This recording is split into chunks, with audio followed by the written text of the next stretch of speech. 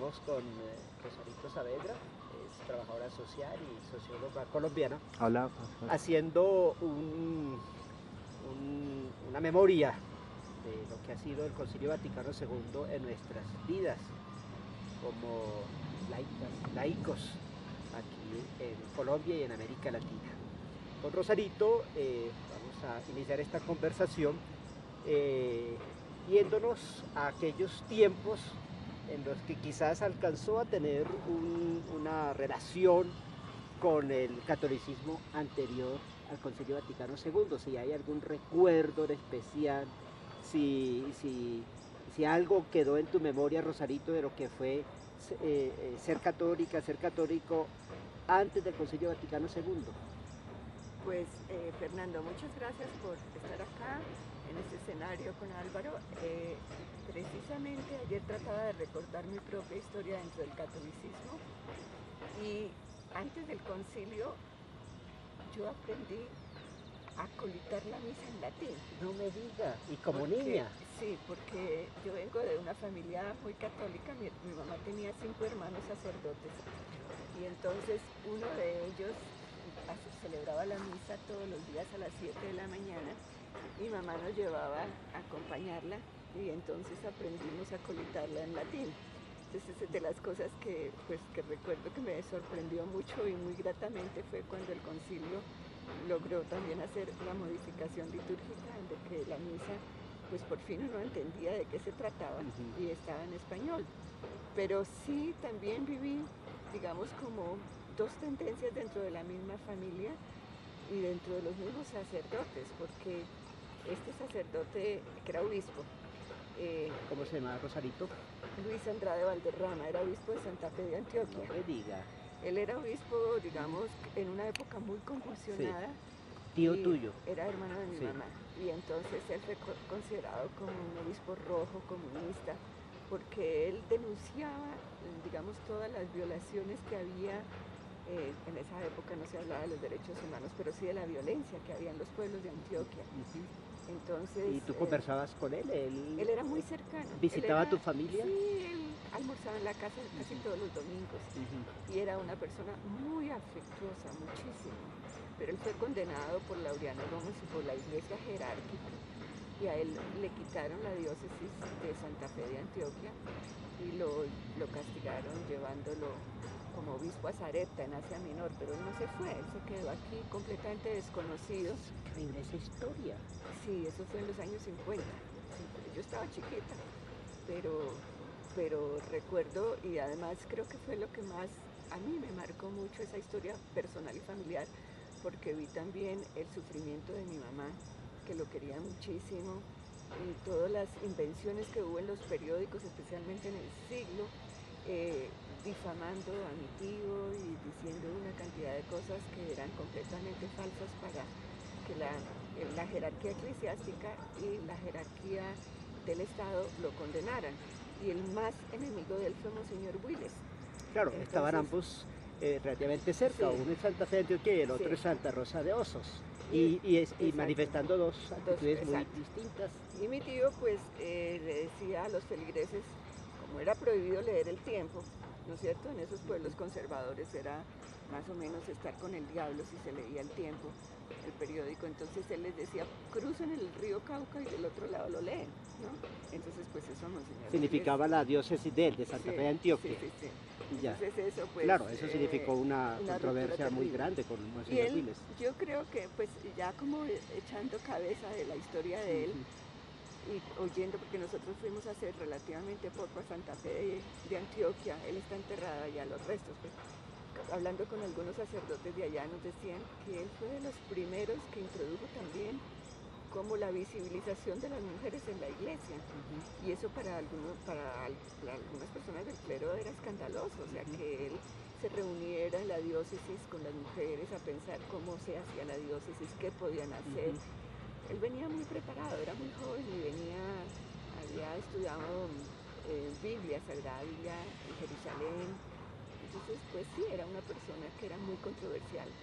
Me imagino que era un caso excepcional. Porque llegó a ser obispo a los 36 años, o fue obispo a los 36 años. De Santa Fe de Antioquia. Sí, de Santa Fe de Y con la Antioquia. formación bíblica en Sí, Europa. Sí, sí, En Jerusalén. Jerusalén. Sí, sí, Pero sí. con mundo, Con conociendo un el mundo. Exacto, entonces Y además era de familia bogotana. él de familia santanderiana. Santanderiana y, Sí, y formado bogotana, en santanderiana y bogotana, ya, pero la abuela era de Bucaramanga y el abuelo sí era bogotano. ya. Entonces, Pero es extrañísimo, Rosarito, que una persona con este ambiente más moderno, ¿no? Con más, diríamos, conexión con la sociedad, con más capacidad de diálogo, de escucha con el mundo, sea nombrado obispo de Santa Fe de Antioquia, imagínate, en un ambiente tan conservador. tan conservador. ¿Cómo pudo? Es algo exótico en aquel muy mundo. interesante también lo que el análisis que haces, porque habría que también meterse uno a preguntarse qué pasó en ese momento, cuáles fueron las circunstancias para que lo hubieran nombrado obispo en ese contexto tan conservador y en Antioquia, no, nada menos que en Santa Fe de Antioquia. Entonces, yo creo que, digamos, volviendo pues al concilio, al preconcilio, pues de alguna manera sí se vivía en la casa un ambiente que siempre fue muy abierto. Mi mamá era de familia conservadora, pero él en particular fue tal vez la persona que más influyó en la vida cotidiana nuestra, porque los otros hermanos de ella eran jesuitas, y también abiertos, algunos, no todos, pero Vicente Andrade. Vicente Andrade del No sindicalismo. me diga. Sí. Rosarito, por Dios. Y el otro fue José Celestino, que fue fundador de Filosofía en la Javeriana. El otro ha sido misionero, que murió viniendo de la China. Y el otro sí era diocesano, un cura de la iglesia Chapinero, precisamente.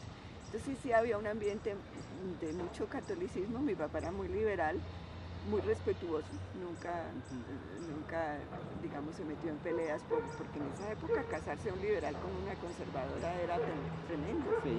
Pero no, él fue muy respetuoso, pero en la familia sí había una apertura muy grande y sobre todo una sensibilidad muy grande frente a la situación social, ¿no? Yo también, eso es parte como de mi historia, o sea, mamá era una mujer absolutamente digamos, cariñosa y respetuosa. Para ella los pobres tenían un lugar especial en la familia, ¿no? Es decir, ella los trataba como cualquier visita que llegara.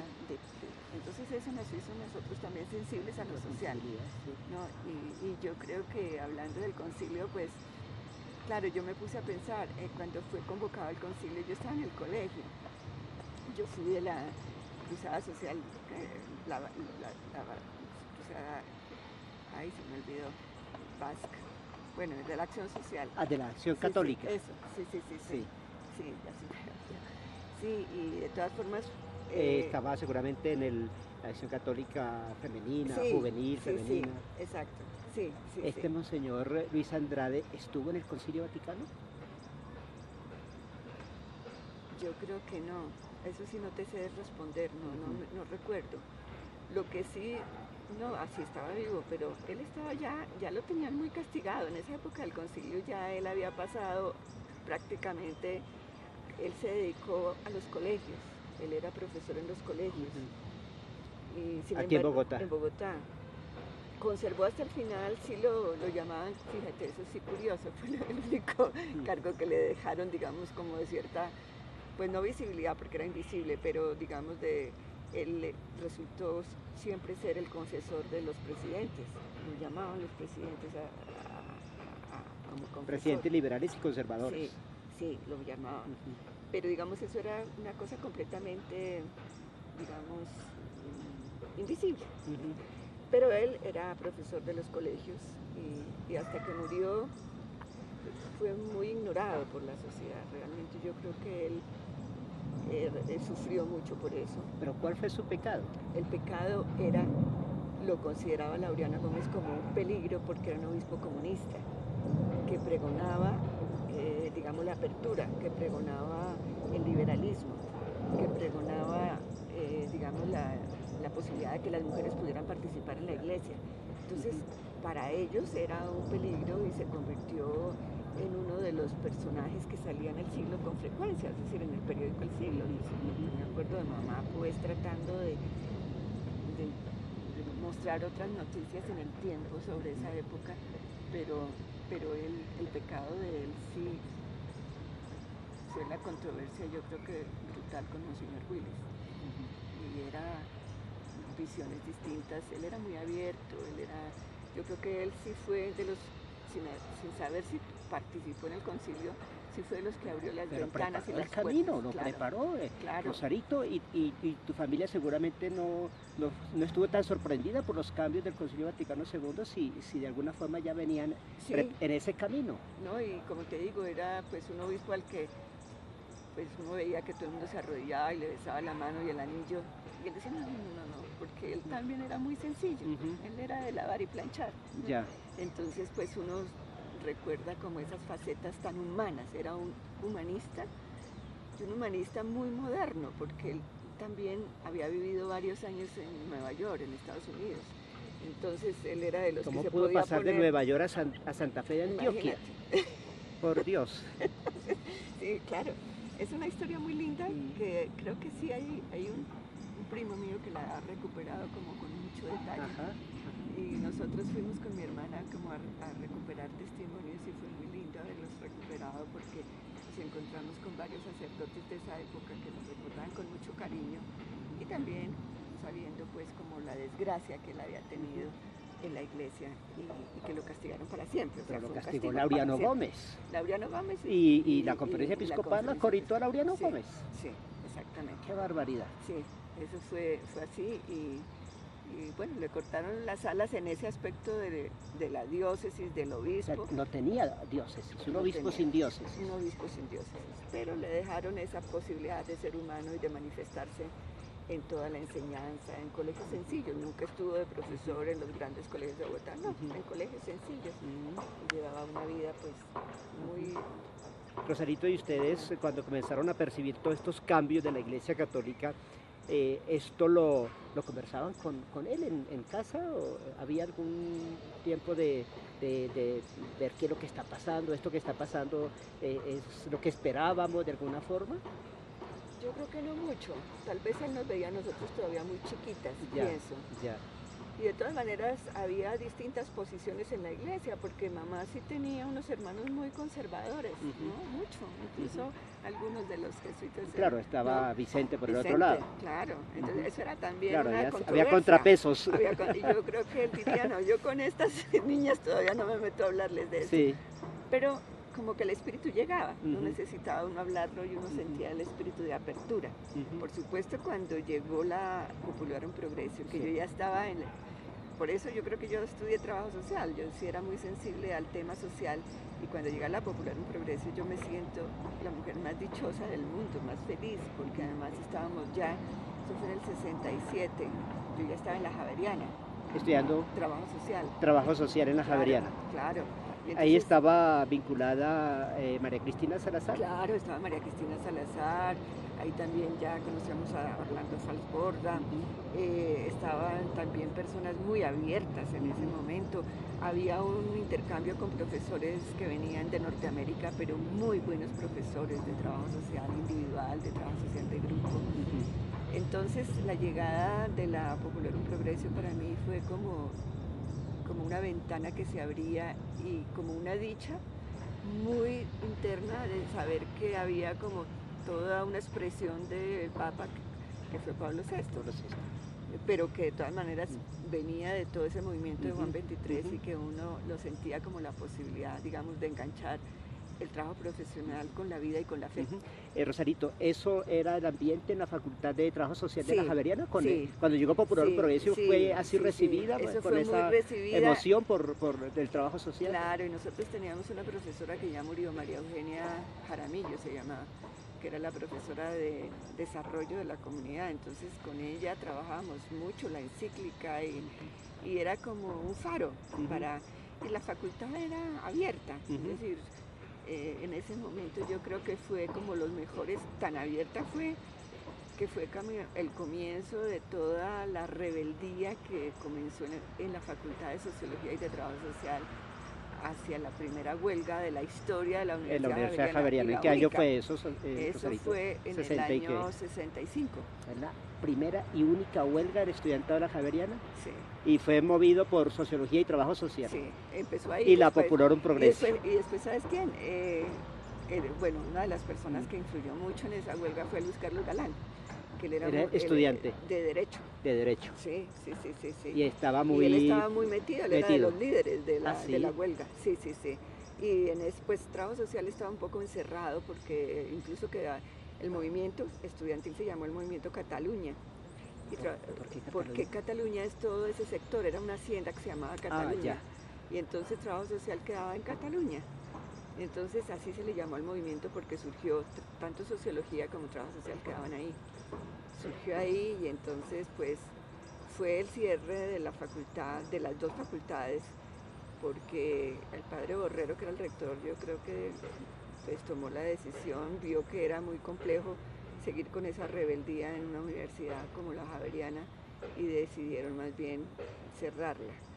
Ahora que estuve en Boston visitando a un amigo enfermo y también visitando a los jesuitas, me contaban que el año entrante se reabre la Facultad de Trabajo Social en la Javeriana. Sociología ya se abrió. ¿Ya se abrió Sociología Sí, en la Javeriana? Y ahora se va a abrir Trabajo Social en combinación con Boston, entonces me parece pues genial. Ya. Mirando por el lado más positivo, eso hizo que María Cristina fuera luego a la Nacional. Claro, claro. Y hiciera parte prácticamente de todo el movimiento que existía allí. Sí, porque María Cristina Salazar fue la fundadora de Trabajo Social en la Javeriana. Fue la fundadora de Trabajo Social. Sí, ella fue la fundadora. Y ella tuvo una cercanía y digamos, una orientación muy clara en ese sentido. Pero yo creo que pues pero venía del catolicismo también más progresista en su momento, ¿no? Pero de todas maneras yo sí creo que frente a las orientaciones que ella estaba dando y a la huelga y a la rebeldía se creó un miedo muy grande y tal vez, pues recuerdo un poco vagamente, pero un poco los comentarios era que los estudiantes eran todavía muy inmaduros para conocer la realidad social tan fuerte que vivía este país. Entonces que era mejor como acabar por lo sano y bueno, ahora dicen que Trabajo Social va a estar como posgrado, que no era bueno que gente de 16, 17 años estuviera en contacto con problemas sociales. Exacto. Eso es como lo que recuerdo del preconcilio y del concilio. Es bellísimo, Rosarito, cómo nos hace ver esa conexión entre ese movimiento que tú venías con este obispo tan abierto, donde está parte de tu familia también participando de esta apertura, cómo reciben de alguna forma pues, con una actitud de muy buena acogida los cambios del Concilio Vaticano II, pero cómo resalta la Populorum Progreso, Rosarito, como lo que hizo falta el concilio, pero que llegó y que se esperaba, ¿no? Ese aliento de compromiso social. Sí, yo me acuerdo de verdad que yo casi tenía lágrimas de ver en los ojos como de ver que la fe como que se vinculaba a la vida, ¿no? Porque era algo que uno veía a veces muy desconectado, entonces eso me pareció bellísimo. Y luego, de alguna forma, cuando tú comienzas tu relato como acólita, como niña, de alguna forma estás percibiendo el camino que se está abriendo desde la perspectiva de las mujeres. Claro. Eso, por ejemplo, para mí siempre fue muy interesante, al punto que los jesuitas se reían de mí, porque yo siempre estaba yo fui de las primeras mujeres en el cine que participó en el Consejo de Orientación, que era solo de jesuitas y de hombres.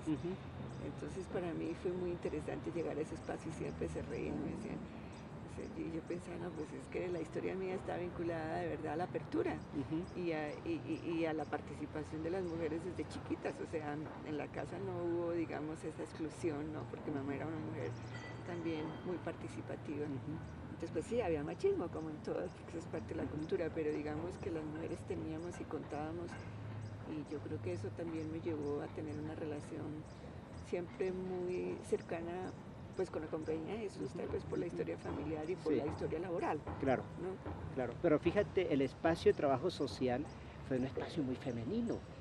Ustedes como mujeres luchando, investigando, preocupándose por la sociedad. Es muy interesante ese espacio que ustedes tenían. Y además era también el contacto, porque digamos, nosotros desde la práctica de trabajo social iniciamos todo ese contacto con los barrios que todavía son barrios, digamos, donde viven los jesuitas, el provincial era los jesuitas, Pacho de Rú, que fueron el barrio Sucre, el Paraíso, San Martín, el Bosque Calderón. Todos esos barrios nos llevaron también a conocer la situación, digamos, de exclusión y pobreza que vivía la gente en Bogotá en medio de la Universidad Javeriana, o sea, que eran los contrastes, ¿no? Ya. Rosarito, seguramente tú en ese momento percibías que realmente esta iglesia estaba dando un paso adelante, estaba abriéndose, estaba comprometiéndose con la gente más sufrida de esta sociedad. Pues de alguna manera yo a veces también reflexiono sobre mi vida y digo que yo fui como una persona muy afortunada, pero ahora que tú me lo preguntas pienso que de pronto eso también obedeció a una cierta ya intuición que debería ser desde muy chiquita, porque yo siempre, digamos, en la historia, digamos, del catolicismo me relacioné con sacerdotes religiosas y laicos muy progresistas, o sea, yo no puedo decir que hubiera estado trabajando en algún sector de esos cavernícolas o bien conservado, no, fue al contrario, fue desde siempre, pues porque yo, bueno, estudié trabajo social, trabajé en la Javeriana muchos años, hasta que se acabó la facultad, y luego me fui para Bélgica, y allá precisamente conocí a François Huttard. En la Facultad de Sociología Lovaina. Sí, ¿Estudiaste con François Huttard? Claro, él fue mi director de mi memoria, de mi tesis. ¿Eso en qué años fue, Rosarito? Eso fue en los años, yo llegué en el 73, en 1973 llegué a Bélgica, a finales, en 74 en realidad, y estuve allá 4 años. Pero todo el tiempo estudié sociología con Huttard y con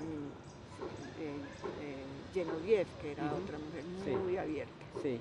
Entonces, y le estaba contando a Álvaro antes de que llegaras que fue también la experiencia de conocer la historia de Camilo Torres en Bélgica. Claro. No los detalles, por ejemplo, pero sí, incluso curiosamente, en la casa donde yo vivía, que era una casa de orientales, prácticamente todas eran orientales menos 2 colombianas, estaban los archivos de Camilo Torres.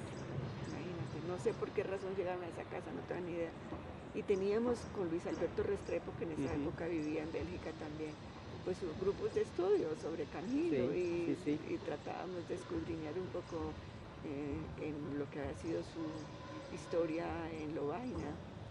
Entonces fueron de verdad experiencias muy vitales y yo llegué de Bélgica como también con una conciencia muy fuerte y también con cambios en mi manera de percibir el mundo.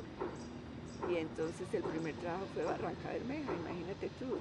Después de Bélgica llegaste a Barranca Bermeja. Claro. Eso fue con la pastoral social de la diócesis de Barranca Bermeja. Le estaba contando con un señor Aranguenao, que era jesuita, y con Eduardo Díaz y Flores Miró. Y Flores Miró López. Ya era párroco de San Vicente de Chucurí. Exacto, pero no, de San Vicente estaban varios jesuitas, amigos míos también. Ayer me estaba acordando de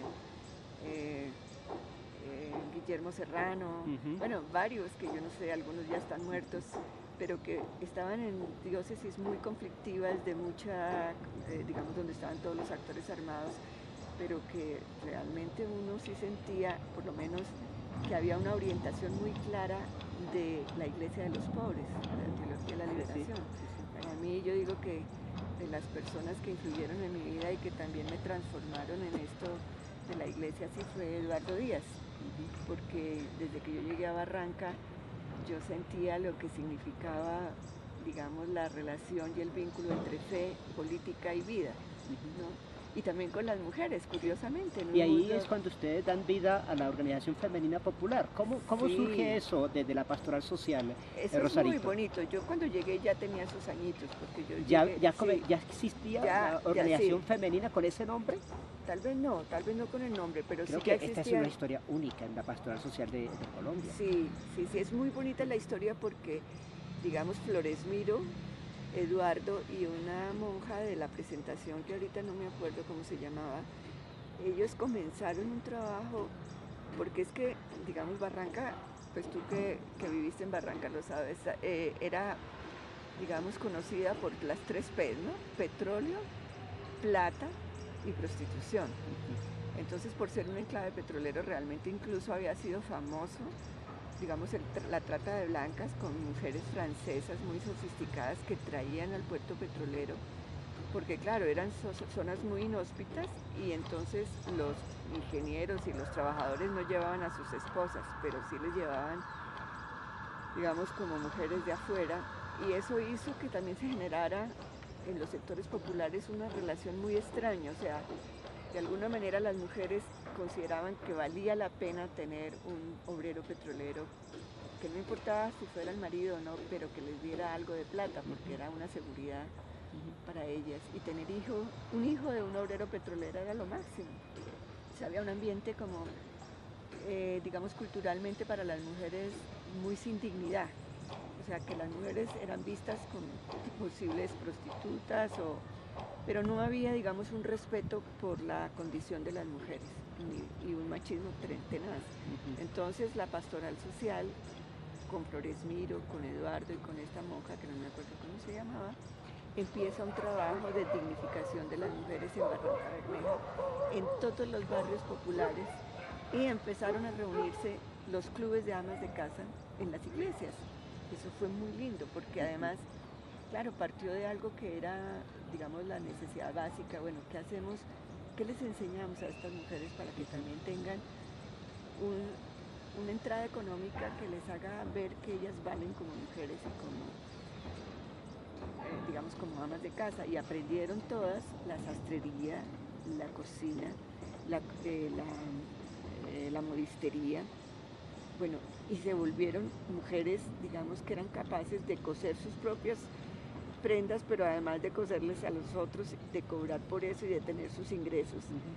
Y simultáneamente con eso las mujeres iban también leyendo la Biblia, leyendo el Evangelio, comentando sus vidas, y se empezó de verdad dentro de un contexto también de mucha lucha en Barranca, porque eran, digamos, todos los movimientos sociales muy fuertes, especialmente el movimiento, las huelgas del abuso, pero también el movimiento por la vivienda. Es decir, todas las grandes movilizaciones por la tierra se hicieron en esa época. Y entonces los barrios que eran barrios de invasión se convirtieron en barrios legales gracias pues a la lucha de las mujeres, y todas empezaron a tener sus casitas, y creo que esa lucha cuando yo llegué estaba en ese momento de auge, los barrios como consolidándose como barrios. Pero Eduardo siempre decía, la lucha no puede quedarse en la lucha por la vivienda, porque es una lucha muy de corto plazo, tienen que tener una mirada más de largo plazo. Y las mujeres se fueron también como cogiendo cada vez, había unas líderes geniales, que las hay todavía, ¿no? Que tomaron un impulso, y en esa época la teología de la liberación sí era, digamos, muy clara, ¿no? Tanto para Eduardo como para Flores Miro, para todos los jesuitas, porque la fuente también era el CINEP. Sí, o sea, sí. Antes de estar yo en el CINEP, yo veía que, digamos, los del CINEP iban con mucha frecuencia, análisis de coyuntura. Llegaron grupos de religiosas de España, también muy abiertas. Entonces se fue formando, digamos, como yo digo que es una bola de nieve, ¿no? Cada vez va cogiendo más fuerza, hasta que de verdad, sí, estando yo allá, me acuerdo que recuperamos un poco la historia de la Organización Femenina Popular, hicimos unas primeras cartillas, y pues para ellas la vinculación con la iglesia era muy importante, o sea, la fe, eran mujeres con una fe de carbonero, yo diría, en un principio. Yo me acuerdo la Semana Santa en Barranca, y era de morirse porque el calor era yo no sé a cuántos grados, y salían con el Cristo en la procesión a las 12 del día, y uno chorreaba el sudor, y ellas seguían firmes, ¿no? O las procesiones del Santo Sepulcro el Viernes Santo. Pero poco a poco también, digamos, para mí la vinculación fe y política y compromiso de vida era clave en las Eucaristías. Las Eucaristías que se hacían especialmente en las granjas, en el barrio donde era párroco Eduardo Díaz. Y eran unas Eucaristías muy lindas. Además era pues toda esa época, digamos, de la misa nicaragüense, de la misa salvadoreña, en donde todos nos aprendimos los cantos. y de forma muy sencilla, digamos, siempre estábamos en los barrios, en los andenes de los barrios, leyendo la Biblia, comentándola y vivificándola. Rosarito, de estas Eucaristías, ¿cómo se daba la participación de las mujeres? De manera muy espontánea, Ajá. eso era lo que a mí más me atraía. Sí. Es decir, por ejemplo, pues Eduardo las hacía, empezaba el Evangelio, pero luego decía, bueno, ahora ustedes van a comentar el Evangelio, y la gente empezaba, bueno, esta semana hubo tal cosa en mi barrio, sucedió tal otra. Bueno, y cada vez como que las mujeres se iban animando más y también autoafirmándose. Yo sí pienso que la presencia eclesial de Eduardo, de Flores Miro, de estas religiosas, hizo que las mujeres se sintieran realmente que valían como personas dignas. Eso fue lo más importante. Y en la medida en que ellas también se fueron, digamos, dignificando, también empezaron a surgir ideas, ¿no? Entonces ya, cuando yo me vine de Barranca, ya ellas dieron un salto cualitativo, crearon las casas de las mujeres en todos los barrios. Había consultas, digamos, para las mujeres que tenían maltrato, ya fuera familiar o que problemas con los hijos. Se empezó una fortaleza enorme hacia el trabajo con los jóvenes. Había también todo un trabajo médico, digamos, psicológico, productivo. Empezaron ellas a producir sus propias cosas para venderlas en los mercaditos en Barranca. Y crecieron tanto que cuando yo ya me vine, entonces fue muy interesante. Hubo una ruptura con la iglesia. Ellas pues eran ya muy claras políticamente y dijeron, bueno, nosotros nacimos con la iglesia, nos fortalecimos con la iglesia, pero ahora queremos dar un paso y queremos ya ser nosotras, no sin la iglesia, pero sí autónomas. Eso fue durísimo para la iglesia. Ya Eduardo en ese momento no estaba, yo creo que él ya se había ido, tuvo que salir por amenazas de Barranca.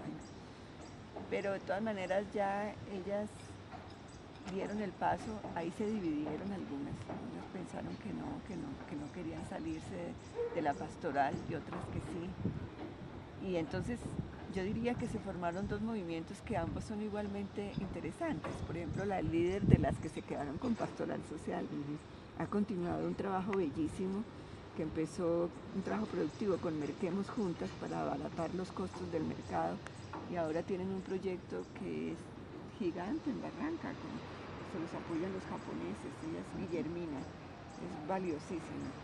Ella nació en San Vicente, en Barichara, y tiene esa historia de lucha de las mujeres santanderianas. Y la otra que encabezó el otro movimiento fue Yolanda Becerra. Y bueno, la iglesia le dolió, a la iglesia le dolió la salida, a los curas también les dolió. Y al principio las veían como un poco como infieles, digamos. Bueno, no, infieles no, pero como, bueno.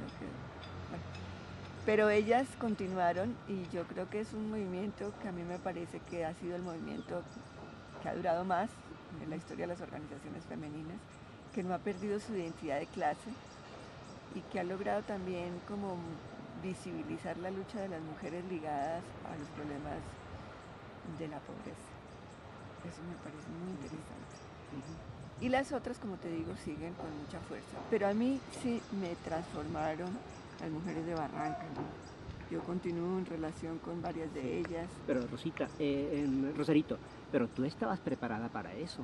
O sea, de alguna manera, tú tenías algo que tu camino, sí, tu sensibilidad, sí, tu apertura, tu formación, te sí, dio cierta capacidad para encontrarte con estas mujeres y hacer el camino con ellas. Yo creo que sí, yo creo que fue...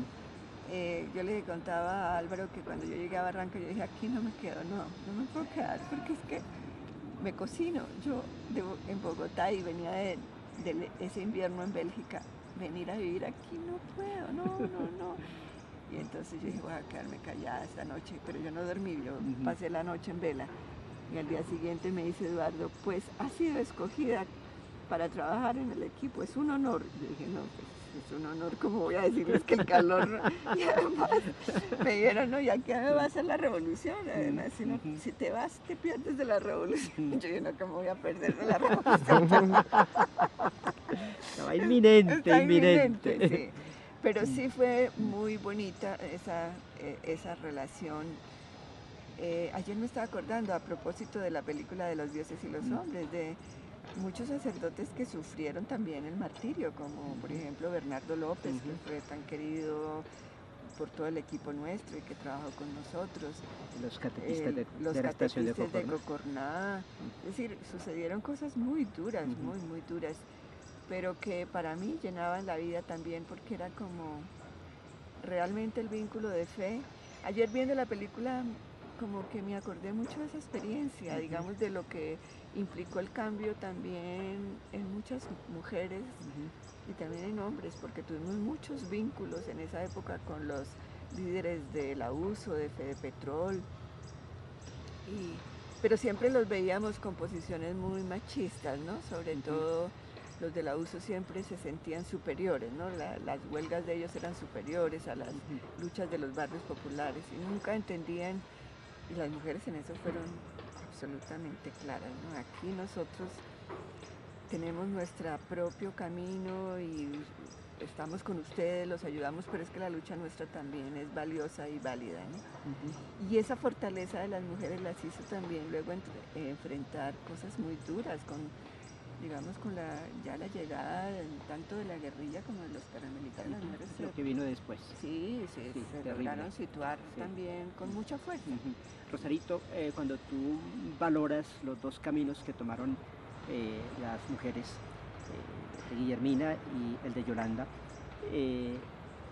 tú ahí ¿qué es lo que estás viendo? Caminos diversos de la fe que se van transformando por las circunstancias, por el contexto, por los nuevos protagonismos. Sí, porque yo a ambas las veo como mujeres, digamos, de mucha fe. O sea, yo creo que sí fueron caminos distintos. El de Guillermina, ella me decía, es que para mí salirme de la iglesia, o digamos decir que estoy en un movimiento que ya no es de iglesia, resulta como dramático, ¿no? Por la fe que yo he tenido toda la vida. Entonces, y también por el cariño inmenso hacia los sacerdotes de Barranca. Entonces la entiendo, la respeto muchísimo y valoro muchísimo el trabajo que ella hace. Yolanda es más laical, digamos, ¿qué quiere decir? Pero Yolanda sigue siendo la amiga de los sacerdotes que estuvieron en esa época, cuenta con ellos. Entonces por eso te digo que yo creo que sí son caminos distintos, que no fueron rupturas de fe, pero más bien rupturas digamos, de circunstancias que tal vez ellas necesitaban romper el cordón umbilical para sentirse más autónomas, pero que no fueron tampoco rupturas de fe, es lo que yo siento, ¿no? Sí. Yo creo, Rosarito, que ahí podríamos ir conectando, cuando tú resaltas estas dos experiencias tan bellamente, tan ricamente, podemos ir conectando con los desafíos de la fe para hoy, en nuestro país, en nuestro contexto también de iglesia en Colombia. ¿Cómo tú percibirías hoy la experiencia de fe después de todo lo que viviste? Es que viviste de una manera pero muy privilegiada esa década del 60, lo que te posibilitó vivir lo de la década del 70 en Barranca y luego pues tu trabajo posterior en el cine. Hoy en tu meditación, en tus reflexiones de tu fe como mujer, como luchadora, como pensadora, como acompañante de muchos procesos y de muchas personas, Rosarito, hoy la fe, ¿cómo tú planteas hoy la fe cristiana? Bueno, yo sí creo que, digamos, la apertura hacia una espiritualidad que ya no está ligada tanto a las religiones. En eso me gustó mucho la entrevista que le haces a Héctor Torres, porque yo pensaba lo mismo, es decir, en la medida en que realmente yo veo que, digamos, la espiritualidad es esa búsqueda de la trascendencia y de Dios y de Jesús, sin tantos formalismos, ¿no? Sino que es mucho más esa meditación que te lleva a conocerte mucho más a ti mismo y a entender también como esa presencia de Dios en ti y a llevar que, digamos que ese Jesús naciente en uno también lo puede ayudar a ser más amoroso, más compasivo, más comprensivo.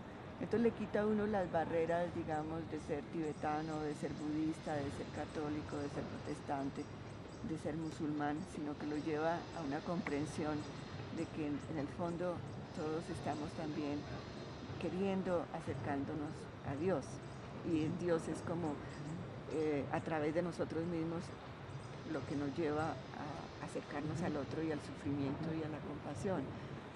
En estos días me estaba leyendo el libro tibetano de la vida y de la muerte y me pensaba yo, es que esto es lindo porque es que esto se aplica también, claro, con hay distintos, digamos, hay dogmas de fe, por decirlo así, pero yo creo que la espiritualidad ahora, a través, por ejemplo, de esos trabajos de meditación, que lo llevan a uno de verdad como al silencio, ¿no? Yo pensaba qué tan lindo lo de Gustavo Gutiérrez, que cuando él dice la teología no es primero el acto de la reflexión y la abstracción, sino es primero la práctica y luego ya viene el segundo paso. Y dice que él lo logró también como captar muy bien en ese silencio, ¿no? Yo pensaba, pues el mundo de hoy, como es un mundo de tanto ruido y tan acelerado, sí necesita espacios de mucho silencio, bueno, de silencio, así sean 5 minutos, pero la gente popular también los necesita.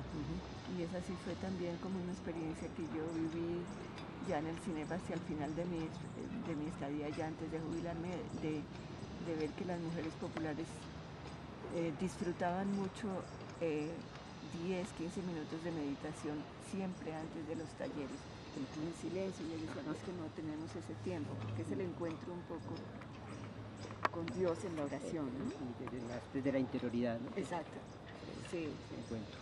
Yo sí creo que la iglesia se tiene que abrir mucho más, y yo no sé, yo sí creo que a través del laicado, del pueblo de Dios, porque las jerarquías las vemos todavía muy ligadas al poder. Yo creo que, pues, para mí hay como un maestro espiritual en estos tiempos que ha sido Alejandro Angulo. Es un hombre que es un místico, para mí es un místico. Y él dice que lo que, digamos, se interpone entre uno y Dios, por decirlo de alguna manera, es como el poder de la institución. O sea, que hemos dicho, la religión se vuelve institución y la institución se vuelve poder.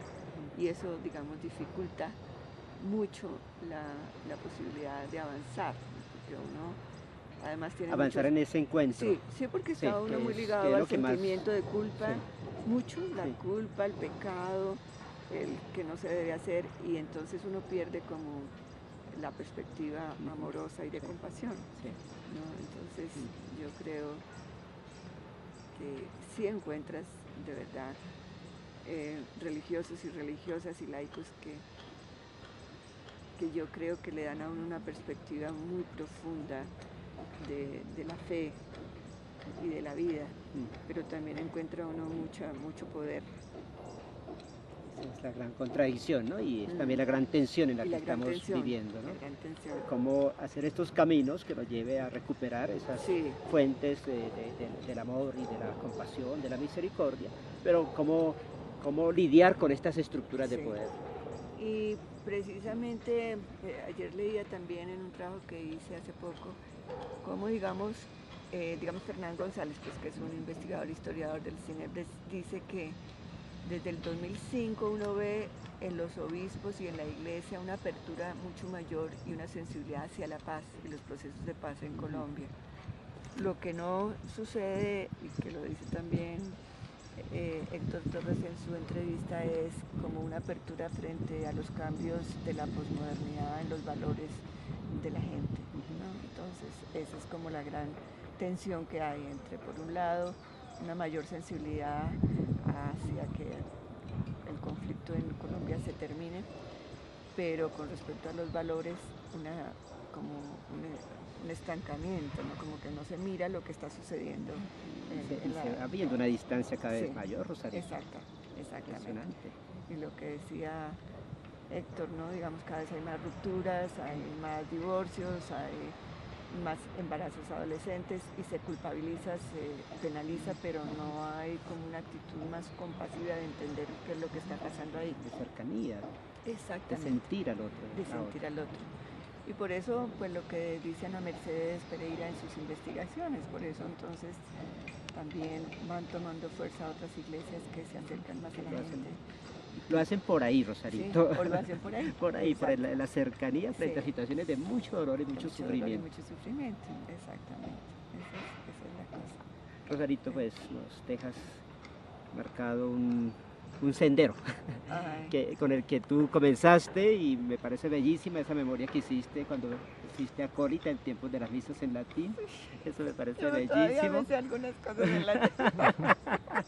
Y cómo viviste ese cambio Sí, desde tan adentro y sí, tan afortunadamente con expresiones y organizaciones y espacios que lo propiciaban. sí, eso le digo yo siempre a mi hermana, porque a veces uno se pone a conversar y entonces los hermanos dicen, no, pero es que la iglesia, ¿qué? No le dice a uno nada. Yo le digo, pues a mí sí siempre me ha dicho, porque tuve como esa gracia de estar con personas como Eduardo Díaz, como Alejandro Angulo, como Pacho de Rú, personas tan lindas, ¿no? Espiritualmente, como las hijas del Calvario, ¿no? Entonces, pues yo digo que son personas que realmente lo enriquecieron a uno mucho, como Gonzalo Amaya, como Alejandro, Sí, Alejito, ¿no? sí, sin duda. Entonces, Bueno, tú tienes aquí un texto de las mujeres de la así es que este Iglesia texto, Católica sí, este del norte y texto, del sur. sí. Rosarito, una palabrita sobre este lugar de las mujeres en esta iglesia. ¿Qué futuro tiene? Sí. Yo sí creo que tienen mucho futuro, o tenemos mucho futuro. Porque de alguna manera, digamos, las mujeres hemos estado, voy a decir algo que es real, menos ligadas al poder, lo cual no quiere decir que a veces el poder de las mujeres también puede ser muy destructivo y dañino y igualmente celoso y envidioso, ¿no? Eso no quiero decir pues que las mujeres somos las buenas y los hombres los malos, no, eso no. Pero sí creo que la historia, digamos, del patriarcado ha hecho que las mujeres nos hubiéramos desenvuelto en una vida cotidiana que empieza a tener mucha fuerza, porque ya cada vez más hay más ligazón entre lo privado y lo público. Y digamos, creo que una de las fortalezas mayores de las mujeres, y que también ya ahora los hombres lo están haciendo, pero empiezan, es ese vínculo con el cuidado de los otros, el cuidado de los niños, el cuidado de los ancianos, el cuidado de los enfermos. Y eso hace que se desarrolle, digamos, una espiritualidad también sensible a la vida y al sufrimiento. Entonces yo creo que, digamos, tanto en el norte como en el norte están demasiado ligados al formalismo todavía, me parece. Pero pienso que en el sur sí estamos más ligados, la iglesia, a esa cotidianidad de las mujeres, porque yo le preguntaba, ahora que tú me dices, a Yolanda, ¿cuál crees que sea el éxito de la Organización Femenina Popular de Barranca? Y decía, indudablemente el afecto. El afecto, el tener tiempo para oír al otro, el tener tiempo, la receptividad, para escuchar, para estar con las personas cuando las personas lo necesitan. Y yo creo que ese es, digamos, un entrenamiento que han tenido las mujeres. No digo porque las ejecutivas y las grandes intelectuales están un poco lejos de eso, pero digamos las mujeres corrientes, que es finalmente donde sale la iglesia, en el pueblo, ¿sí?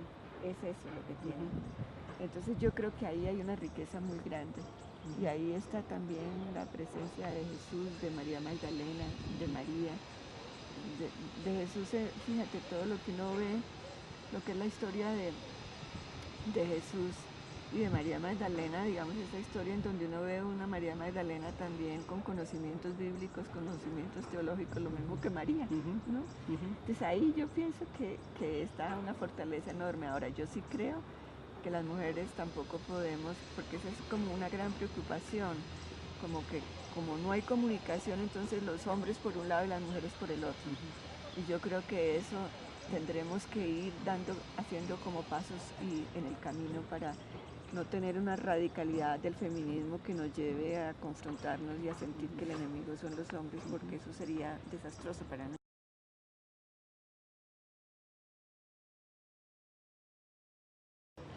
Creo que todavía nos falta como un péndulo de un poquito de equilibrio, ¿no? Para ver también en todos los trabajos de masculinidades que se están haciendo, las relaciones de contacto con los hombres y con las mujeres para de verdad pues hacer un mundo un poco más humano.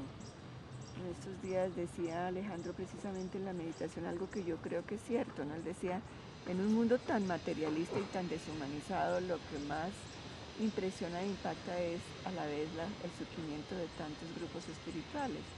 Y ya no importa que se llamen que están en la Iglesia Católica, sino que son grupos de cualquiera, por todas partes. Entonces, por eso... Eso muestra sí, algo nuevo que viene, algo nuevo y fíjate, viene. cuando me dices del norte, yo digo, bueno, por ejemplo, bueno, la película de los dioses y los hombres, ¿no? Ahí nos muestran esa capacidad tan enorme de escucha. Mi pregunta era, ¿por qué en esa película no hay, digamos, en la vida conventual ninguna mujer, ¿no? Tal vez por la vida monástica, pero me hizo pensar también, ¿no? Pero también lo que muestra la película, que yo creo que es la realidad actual, es la sensibilidad y la afectividad de los hombres, que también por cuestiones culturales estuvo reservada a las mujeres. O sea, las mujeres podíamos llorar, podíamos manifestar nuestro dolor, podíamos hablar, y los hombres no podían hacerlo. Entonces eso, digamos, muestra también un cambio muy radical, que también yo creo que las mujeres tenemos que aprender a situarnos, que es el cambio de que los hombres están reclamando afectividad, que ellos puedan ser los que también puedan cuidar a los hijos, que en las separaciones y divorcios también haya una mayor justicia con los hombres, en el sentido de que están también con los hijos y con los niños, y en toda la vida cotidiana, que también se sensibilice de cómo la vida finalmente, los seres humanos tenemos mucho de común, más de lo que nos imaginamos. Ese es el desafío, Rosarito, Y ese es el desafío. y el reto para hacer de esa vida pues la experiencia más feliz para la humanidad, hombres y mujeres. Exacto. Rosarito, te agradecemos mucho esta entrevista que nos has dado, nos has mostrado una lectura de este caminar de la fe en América Latina, los cambios que se ha dado en la Iglesia Católica, especialmente a partir del Concilio Vaticano II, y cómo lo lees con tanto optimismo, con tanta sinceridad, con tanta profundidad en tu mirada y en tu sentir de mujer. Muchas gracias a ustedes también por haber escogido este sitio tan bonito. Rosarito. Bueno, muchas gracias. Ay, gracias. No, de verdad.